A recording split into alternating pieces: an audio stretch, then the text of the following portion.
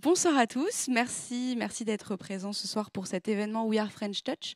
We Are French Touch, pour remettre aussi un peu dans le contexte, c'est un événement qui a eu lieu toute la journée aujourd'hui à Paris, qui a rassemblé à peu près entre 200 et 300 personnes sur des tables rondes, des masterclass, des talks autour des industries culturelles et créatives et surtout construire ensemble.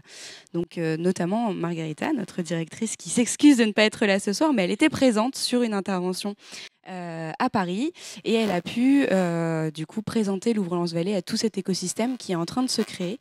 Le label French Touch, vous connaissez peut-être French Tech. Le label French Touch, il a 2 ans et c'est un label qui est vraiment spécifique sur les industries culturelles et créatives. Mais vous n'êtes pas venu pour m'écouter ce soir. Donc, je vais tout de suite passer la parole à Virginie Labroche, la directrice du 99 bis, qui va vous présenter ce que c'est que la conservation du patrimoine tout en allant vers le futur. Merci beaucoup et bonsoir. Écoutez, je suis ravie d'être ici. Je vous remercie vraiment. À Louvre-Lens Vallée, Margarita qui n'est pas là, et Valentine et toute l'équipe. Un petit mot effectivement de présentation sur ce site, le 99 bis. Je viens de prendre la direction du 99 bis. J'ai commencé il y a 1 mois et demi, donc c'est tout récent pour moi. Et j'en suis ravie. Voilà, le 99 bis se situe à Wany, c'est dans l'agglomération d'Hénin-Carvin. C'est pas très très loin d'ici, c'est à une vingtaine de minutes de Lens. C'est un site assez incroyable, c'est l'un des 5 grands sites miniers inscrits au patrimoine mondial de l'UNESCO. C'est un site, on parle beaucoup de mine de jour pour ce site parce qu'il regroupe à la fois une cité minière, à la fois un terri, et puis vous avez encore l'ensemble des bâtiments qui est conservé et qui aujourd'hui se visite. C'est un site à la fois patrimonial et musical. Voilà, c'est une reconversion. Pour la petite histoire, en fait, c'est Madame de Clercq, la châtelaine, qui habitait à l'époque derrière, dans le parc, juste derrière le site, qui en 1842 a commencé à creuser. Il y avait déjà du charbon dans la région, mais dans le Pas-de-Calais, on n'en avait pas encore découvert.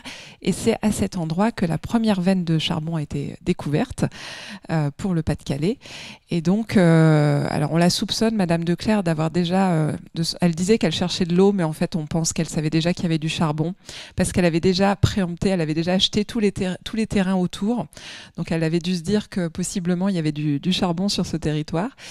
Et donc, elle a découvert cette veine avec l'ingénieur Mulot, et enfin, ils ont construit ce site assez incroyable. C'est important, cette histoire minière à cet endroit. C'est devenu la société minière de Dourges. Et symboliquement, c'est là que ça a commencé la découverte du charbon dans le Pas-de-Calais. Et c'est aussi là que ça s'est terminé en 1990, en décembre 1990, puisque c'est là que la dernière gaillette a été remontée pour tout le Nord-Pas-de-Calais. Donc il y a une forte histoire et une âme très très forte sur ce site. Alors, voilà, je vous en ai parlé, la découverte du charbon en 1842, la fin de l'exploitation en 1990. Et ensuite, il y a eu tout un mouvement, toute une réflexion, que faire de ces sites miniers qui commençaient à devenir des friches. Certains élus avaient envie de passer à autre chose, de tout raser, et d'autres avaient le souhait de garder ces sites et de les reconvertir. C'est le cas pour le 99 bis, puisque la communauté d'agglomération Hénin-Carvin a décidé en 2003 de racheter le site pour 1 euro symbolique. Et grâce à une association d'anciens mineurs et de passionnés de la mine qui s'appelle Acousto-Céci, c'est une association d'anciens mineurs qui est encore sur le site du 99 bis. Le site a été conservé et on est le site, l'un des seuls au monde, je crois, dans lequel les machines fonctionnent encore. On peut encore voir les machines fonctionner. Et donc l'agglomération d'Hénin-Carvin a fait le choix de reconvertir le site vers la musique. On est effectivement un site autour du son, autour de la vibration. Quand vous venez visiter le site et que vous entendez les machines tourner, vous avez aussi les mineurs qui vous racontent qu'il y avait un compresseur, il y avait plusieurs compresseurs qui faisaient comme un battement comme ça. On entendait vraiment la vibration du site. D'ailleurs, dans la cité de Clercq, juste à côté, toutes les vitres, il n'y avait pas de double vitrage à l'époque, et toutes les vitres vibraient au son du compresseur. Donc c'était un peu le cœur battant pour tout surtout le site et autour.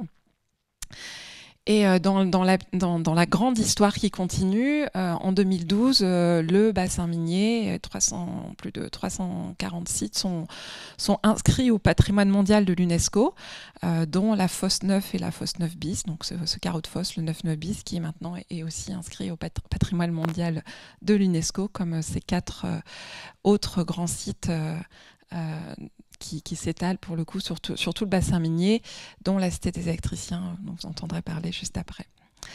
En 2012, on ouvre un nouveau bâtiment construit sur le site qui s'appelle le Métaphone. Le Métaphone est aussi un bâtiment extraordinaire, unique au monde, puisque c'est un bâtiment instrument. C'est-à-dire qu'il peut produire du son, produire de la musique en deux choses distinctes. D'abord, il a un instrumentarium qui est installé à l'avant du bâtiment, avec un orgue, avec des percussions, et on peut piloter ces instruments. Il y a un petit cockpit à l'avant du Métaphone et on peut jouer de cet instrument. Et puis il a aussi une peau sonore, c'est-à-dire qu'il est sur les côtés. En fait, on peut diffuser le son vers l'extérieur, et donc il y a cette double entrée musicale pour le bâtiment. Et puis c'est une salle de concert où on peut accueillir jusqu'à 1000 personnes debout. Donc on a une programmation de concerts très régulière autour des musiques actuelles, pas uniquement, mais en très grande partie autour des musiques actuelles. Donc la construction du Métaphone, la réhabilitation de tout le site, une partie du site, elle est encore en cours, cette réhabilitation. Le bâtiment des douches où sont installés nos bureaux, qui est un espace assez étonnant, vous le verrez après dans la petite vidéo. Et puis les chaufferies aussi, qui sont maintenant plutôt des salles de séminaire, qui ont été aussi réhabilitées. Et donc la remise en marche des machines par l'association d'Acousto, ça a été aussi un moment assez incroyable, puisque ils ont fait venir une locomotive pour générer de l'électricité, pour remettre en marche l'énorme machine, le compresseur, qui maintenant fonctionne. On peut, quand vous visitez le site, le bâtiment des machines, vous pouvez voir cette machine fonctionner. Voilà, la machine, la voilà. Alors je vous montre cette petite vidéo. Voilà, c'est aussi pour que vous puissiez vous déplacer virtuellement sur le site du 9 bis si vous ne le connaissez pas. C'est un lieu qui est vraiment resté dans son jus. Voilà, ici on est dans le bâtiment des machines. C'est un lieu qui accueille aussi beaucoup de tournages de films, en plus de ses nombreux visiteurs.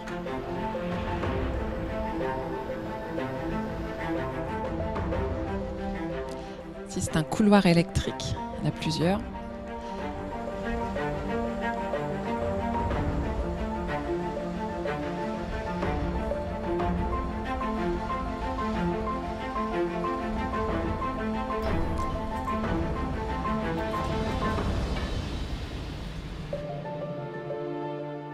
Alors vous pouvez effectivement faire l'ascension du Terri 110 et avoir une vue assez incroyable sur une grande partie de la région, jusqu'à Lille. On voit Lille au loin.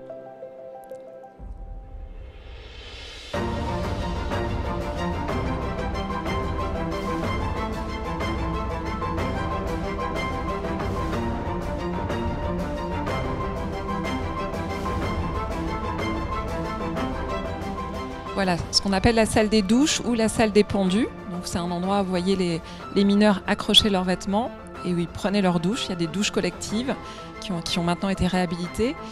Et sur ce site, dans cet espace, on a maintenant un espace qui s'appelle l'auditorium, qui permet d'accueillir des spectacles, des concerts, des résidences, beaucoup d'artistes. Voilà la salle des douches qui s'appelle assez ironiquement les lavabos.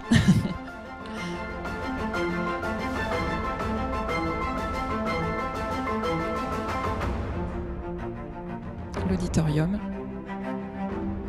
Et on a aussi des studios de répétition que vous voyez ici, des studios de répétition et d'enregistrement pour les groupes de la région. Et enfin, en soirée, le Métaphone, voilà, avec ses concerts.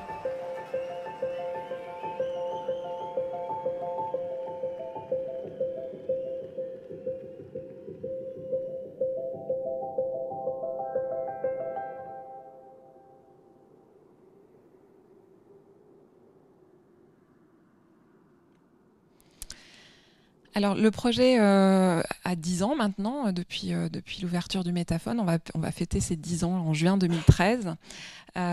L'idée, c'est de maintenant le propulser de poursuivre cette grande aventure autour du rayonnement musical et patrimonial.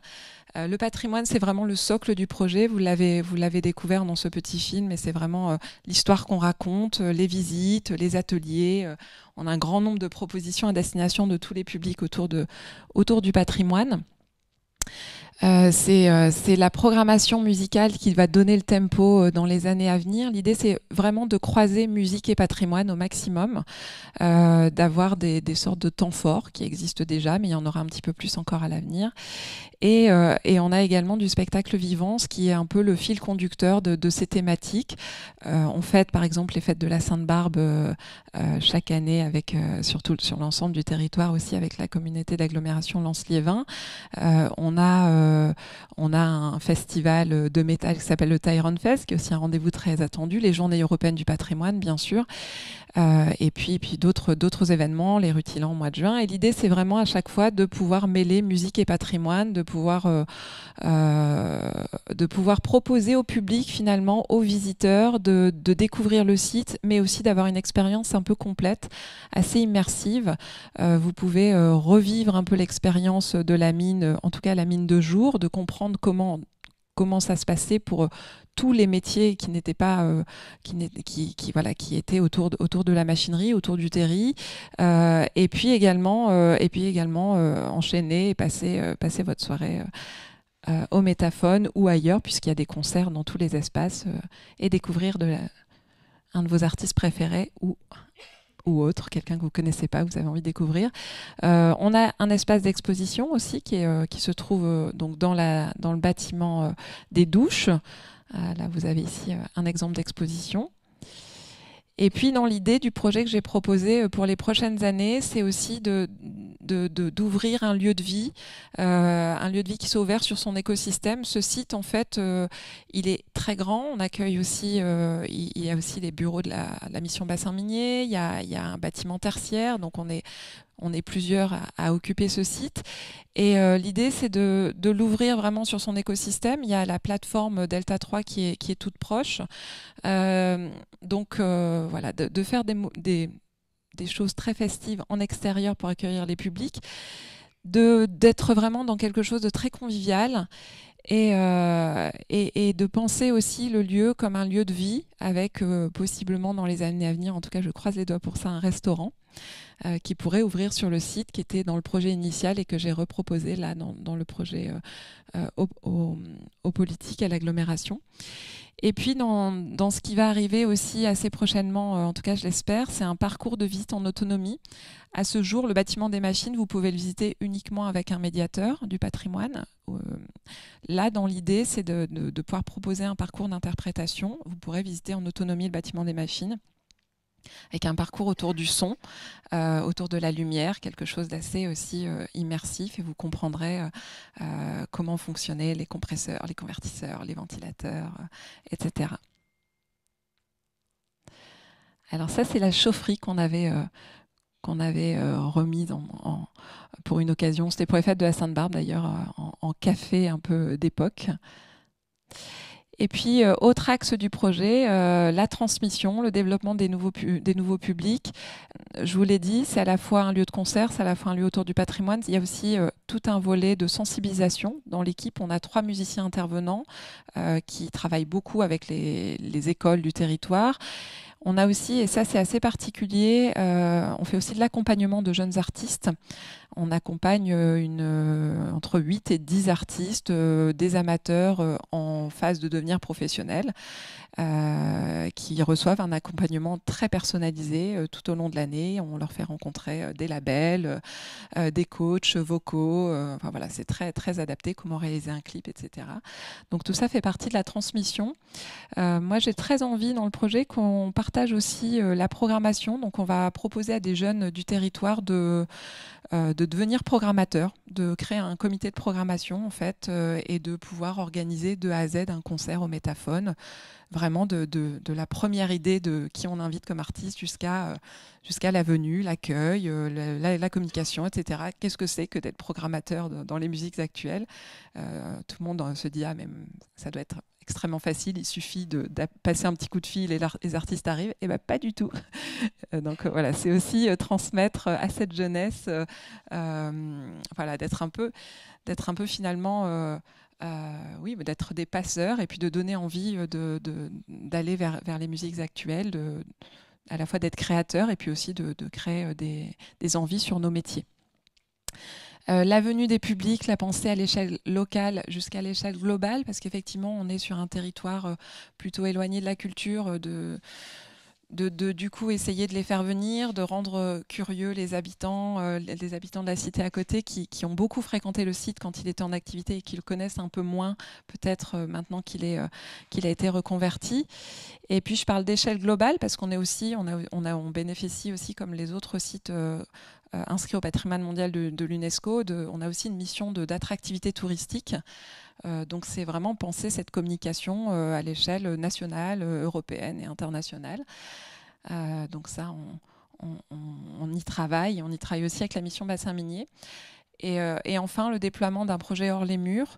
Ce qui est important pour nous, 99 bis, c'est que on est en tout cas pour le Pas-de-Calais une référence pour la musique, pour les musiques actuelles. On est l'un des plus gros lieux, enfin le plus gros lieu qui peut accueillir des concerts dans le bassin minier et même au-delà. Donc d'être une référence et de déployer aussi un projet hors les murs, c'est-à-dire d'aller à la rencontre des communes qui n'ont pas possiblement forcément de programmation musicale, de leur proposer des concerts, que ce soit de nos jeunes artistes accompagnés ou d'autres. Donc voilà, ça c'est quelque chose qu'on va développer dans les années à venir. Et donc voilà, je termine sur les 5 grands sites, cette attractivité touristique repensée. Et ça me fait une belle transition pour passer la parole ensuite à Olivier Thierry, qui est directeur de la Cité des électriciens à Bray-la-Bussière. Il y a d'autres sites miniers, on est donc au nombre de 5. Il y a le centre historique minier de Leward, Waller-Sarambert et enfin la base 11-19 à Los Angeles. On a chacun notre spécificité. Pour nous, c'est la musique. Et voilà, je vous remercie de m'avoir écouté. Si vous avez des questions, je vous en prie. Voilà, je vous montre les studios. Merci beaucoup Virginie pour cette présentation qui résume bien ce qu'on voulait présenter aujourd'hui, le rapport entre l'histoire d'un patrimoine et son futur que tu représentes aujourd'hui et que tu nous as présenté avec ce futur projet. Donc s'il y a des questions, n'hésitez pas. Sinon vous aurez peut-être l'occasion de discuter juste après pendant le petit cocktail. Du coup, je vais passer tout de suite la parole à Olivier pour la Cité des électriciens. Merci. Tu as déjà raconté beaucoup de choses, Virginie. Ma présentation sera beaucoup plus spontanée, en tout cas moins sophistiquée que celle de Virginie. Donc, la Cité des électriciens. J'ai simplement fait une sélection d'images qui racontent un petit peu les origines et les perspectives du projet.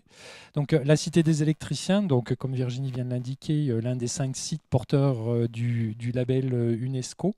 La Cité des électriciens, j'aurais tendance à dire que c'est l'opposé géographique du 99 bis dans le département du Pas-de-Calais, puisque nous sommes à l'extrémité ouest du territoire.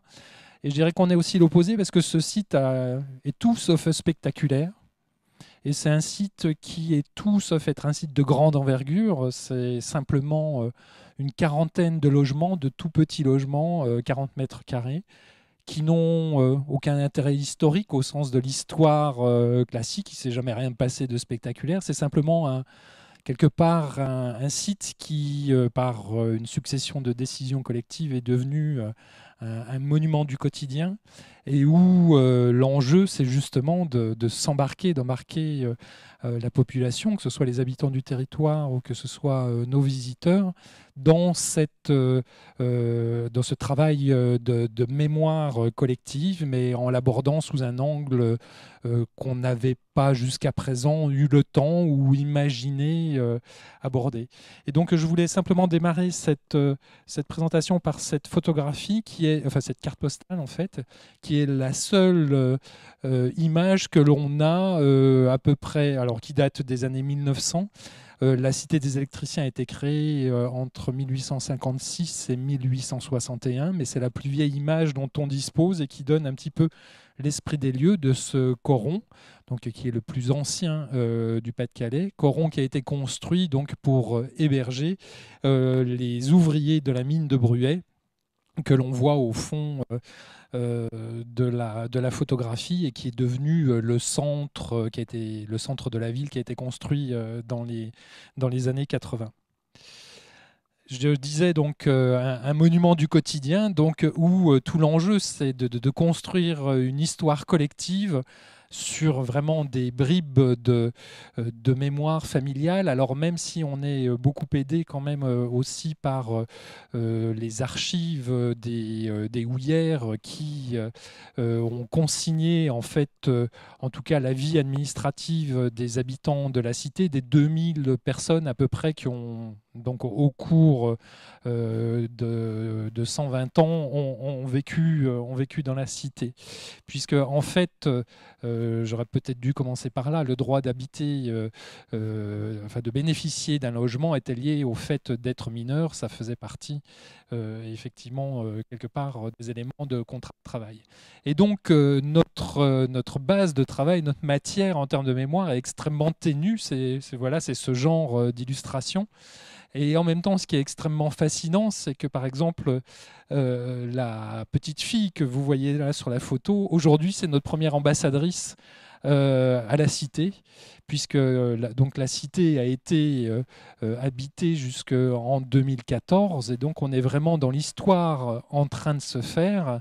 Et par ce changement d'échelle aussi qui a été provoqué par le fait d'être reconnu comme site porteur du label UNESCO, c'est ce grand écart qu'il nous faut faire entre des bribes de mémoire qui peuvent paraître anecdotiques et en même temps la conscience de porter la responsabilité de ce label international qui consiste à reconnaître le bassin minier Nord-Pas-de-Calais comme un paysage culturel, évolutif et vivant pour l'ensemble de l'humanité.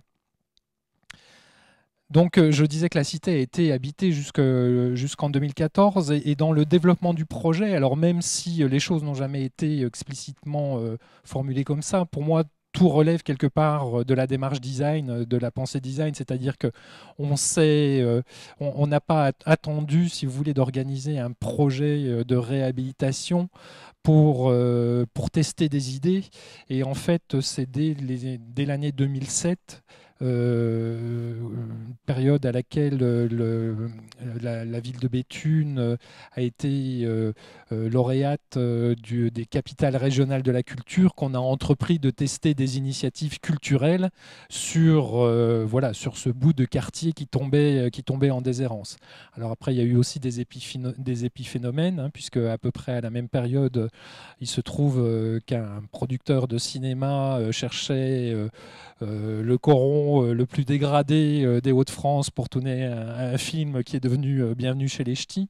Mais toujours est-il que la démarche a été enclenchée comme ça de façon informelle. Et la réussite du projet, je pense qu'elle tient justement à cette pensée un petit peu globale où les gens implicitement se sont dit que la seule chance de réussir le projet, c'était de ne rien perdre de ce qui fait son ADN. Et donc la réussite du projet, elle tient d'abord dans la volonté collective, non pas de transformer globalement le site en un site culturel qui réponde à tous les standards culturels, mais sur les 42 logements, d'être sur un mix à la fois toujours de logement social, géré par le bailleur social Maison et Cité, pour continuer à vivre et à habiter quotidiennement ce quartier. Et puis, c'est se dire aussi qu'on pouvait habiter ce quartier de façon différente en accueillant des touristes, d'où la présence d'un certain nombre de gîtes. vivre dans la cité en accueillant aussi des artistes avec des résidences d'artistes, et puis vivre la vie de la cité en la découvrant en tant que touriste, en venant découvrir ce lieu comme l'un des 5 sites de référence donc, du bassin minier UNESCO, ou simplement en profitant d'un quartier avec de beaux espaces publics. Donc la réussite, elle tient dans le programme, elle tient également dans le projet architectural, puisque dans le projet du maître d'œuvre, Philippe Prost qui s'était illustré à peu près concomitamment, enfin un petit peu avant, en réalisant l'Anneau de la mémoire à Vimy. Philippe Prost, dont le talent a été reconnu encore cette année, puisqu'il a été lauréat du Grand Prix national de l'architecture pour son œuvre.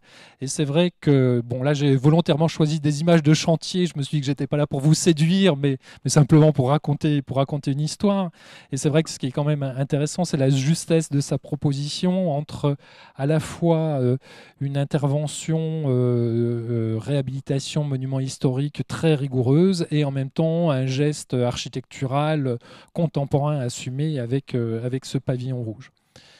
Donc la vocation de ce lieu, c'est, donc Virginie disait que le 9-9 bis était placé sous le signe de la musique. Le nôtre, notre signe astral, c'est celui du paysage et de la vie quotidienne dans les cités minières.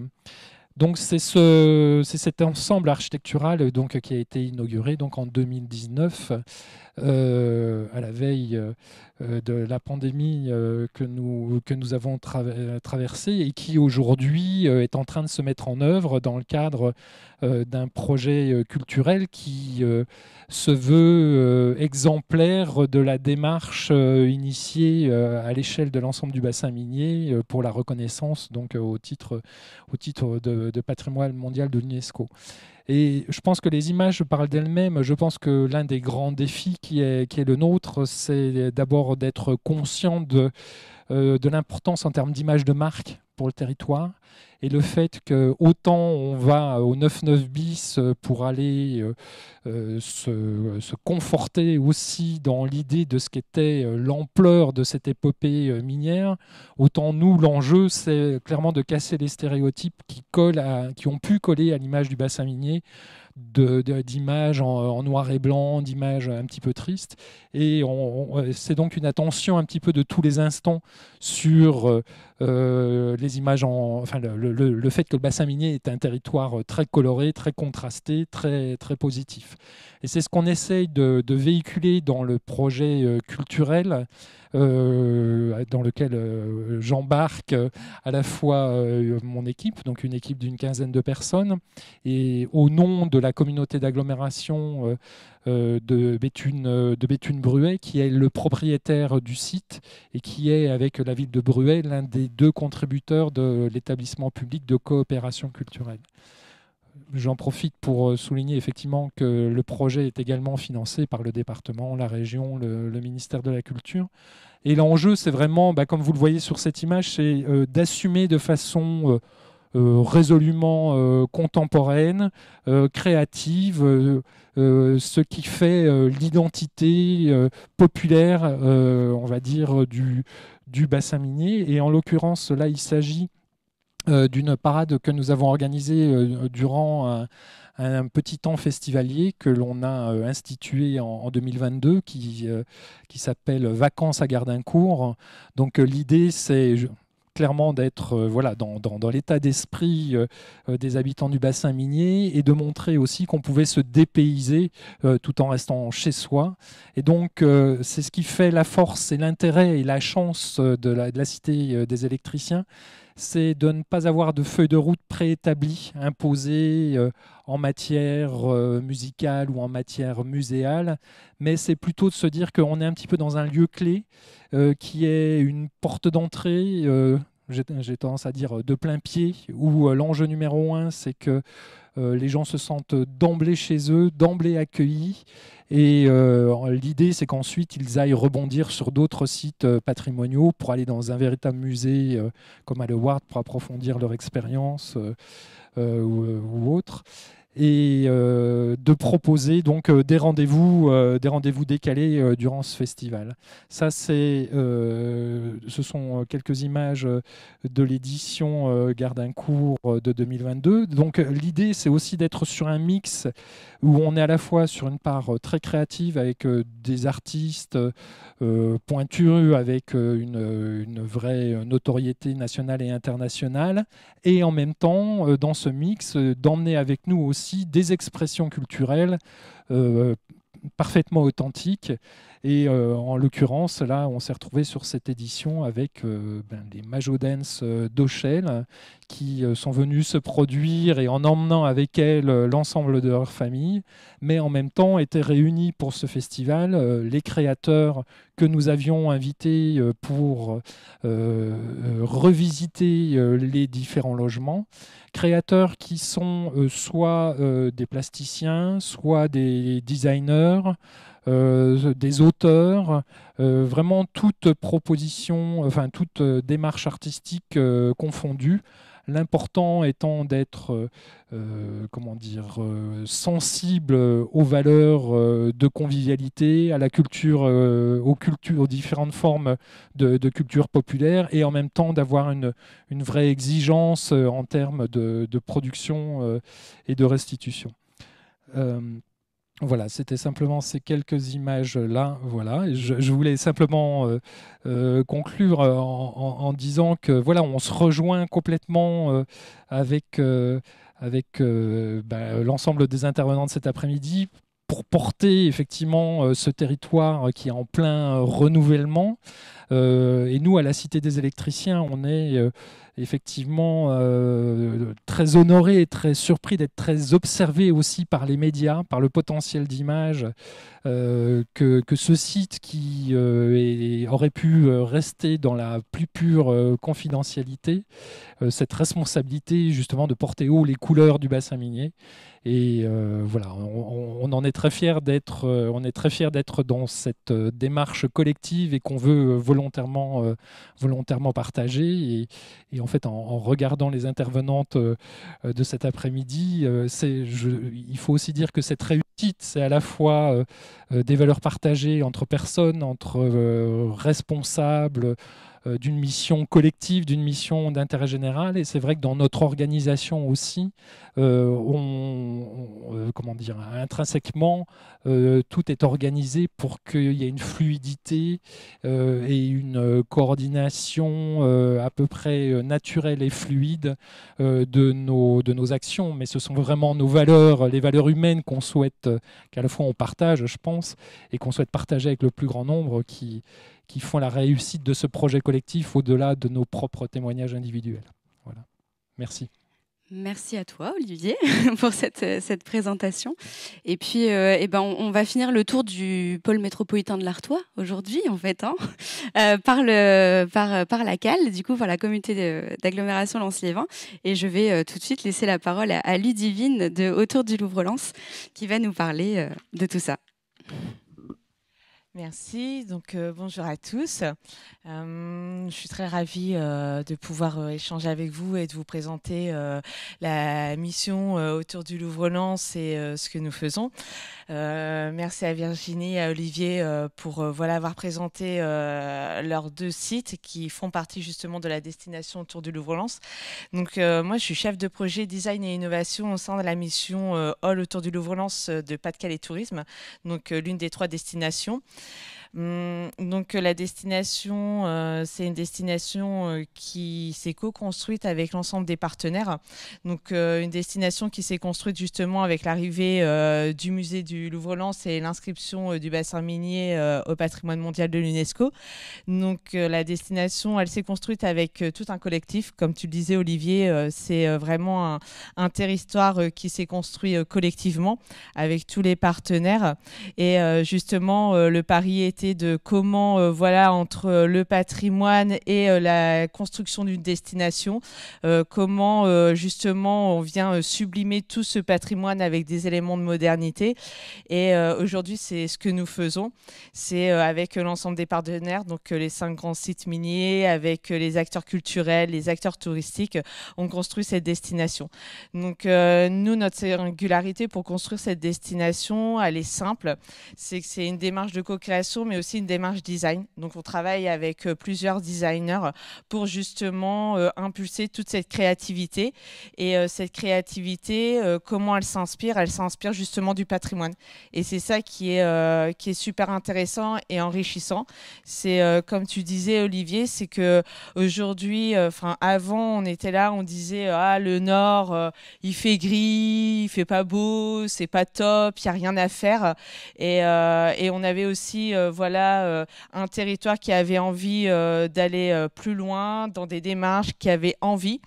Et cette envie et aussi l'envie de renverser ces clichés, on a poussé le trait en se disant, voilà, nous, on va construire la destination autour du Louvre-Lens en misant aussi sur une couleur qui est celle du noir. Et de dire que le noir, c'est quelque part la classe, quoi. C'est comme on dit dans la haute couture, le noir, c'est l'élégance. Et nous, on a pris ce parti pris de dire, voilà, le Nord, la destination autour du Louvre-Lens, c'est l'élégance et d'être fier de cette couleur. Donc c'est le noir pour nous, c'est une couleur. C'est comme tu disais, c'est comment aussi à la Cité des électriciens vous jouez sur la couleur. Et le noir est une déclinaison de couleur.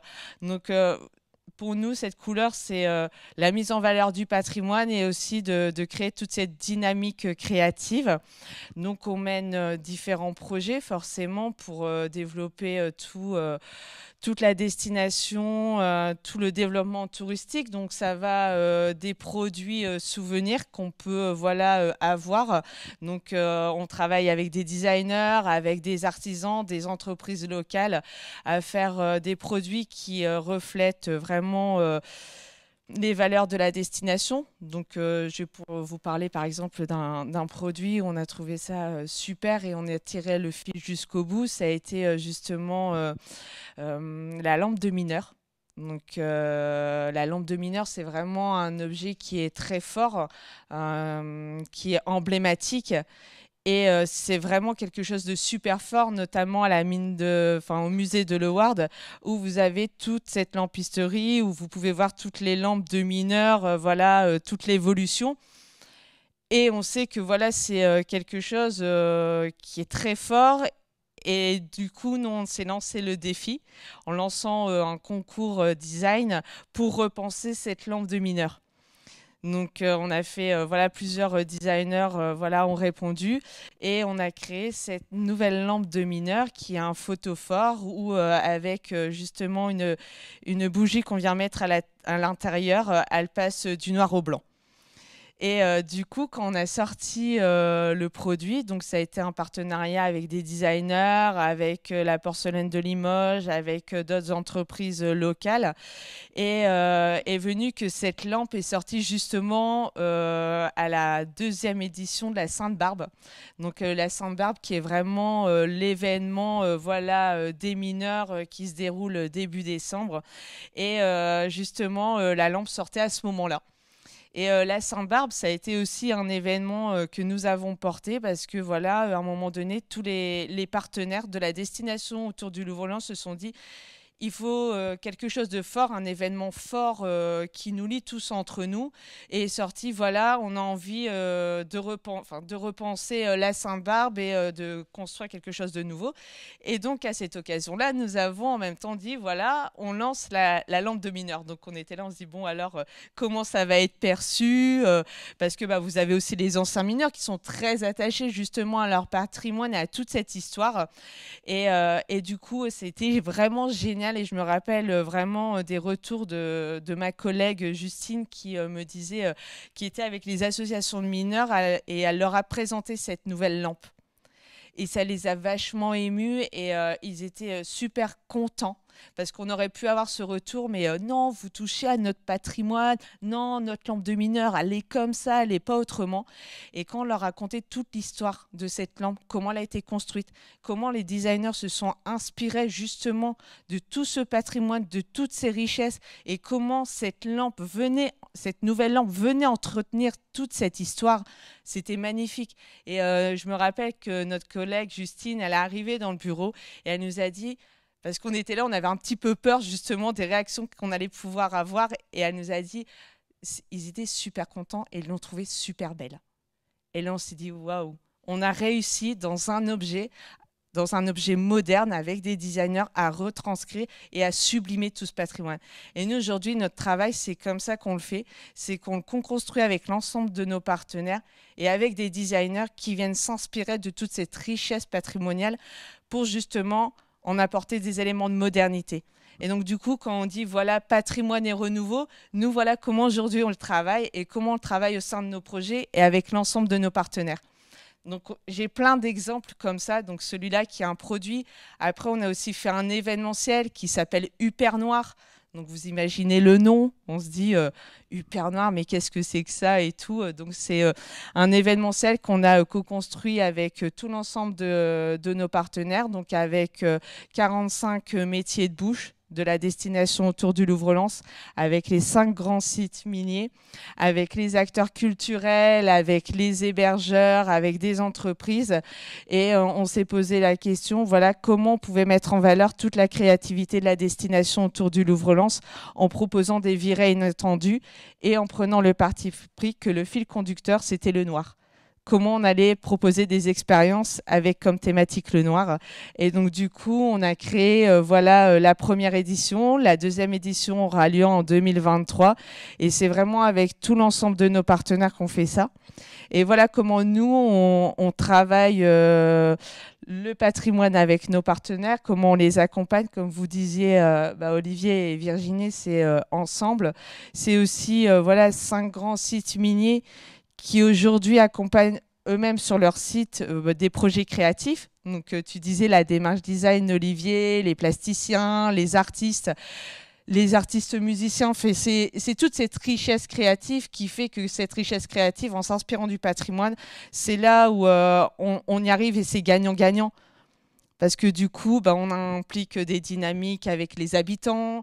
Et au final, aujourd'hui, on est reconnu nationalement pour ça. On est observé pour ça, et c'est ça qui est super sympa, parce que la dernière fois, j'étais en Belgique et j'intervenais et on parlait quelque part d'hybridation. Et je pense que c'est là aussi notre force, c'est qu'on arrive au final à avoir un patrimoine et à créer un peu... J'appelle pas ça on pourrait appeler ça des tiers-lieux, mais c'est des lieux qui deviennent hybrides, où on arrive à mixer à la fois le patrimoine avec d'autres univers pour justement sublimer tout l'ensemble. Donc, c'est des démarches que qu'on mène, qui sont aujourd'hui référencées comme des démarches d'innovation. Et c'est comme ça qu'on arrive à développer et à créer une nouvelle destination touristique. Donc, voilà pour nous ce qu'on fait à la mission Hall autour du Louvre-Lens, et comment on essaye de faire du renouveau en conservant notre patrimoine et en le sublimant. Merci beaucoup, Ludivine, pour cette présentation très complète de ce que fait autour de Louvre-Lens. Et encore, ils font beaucoup plus que ça. C'est aussi que nous, Louvre-Lens Vallée, on est là pour accompagner les porteurs de projets qui veulent, et j'en regarde parce que j'en vois dans la salle, qui veulent aller vers le numérique et qui veulent acter cette valorisation du patrimoine, ce renouveau du patrimoine qu'on a essayé de vous montrer ce soir avec nos 3 intervenants. C'est un des cœurs de métier de Louvre-Lens Vallée, c'est une de nos missions, et on est très content de pouvoir s'appuyer sur des partenaires comme vous ce soir, qui avez été vraiment avec des interventions très pertinentes. Donc je vous remercie, et puis vous aurez l'occasion pendant ce temps d'échange et de networking de discuter avec nos 3 intervenants, que j'aimerais beaucoup que vous applaudissiez, s'il vous plaît. Merci beaucoup.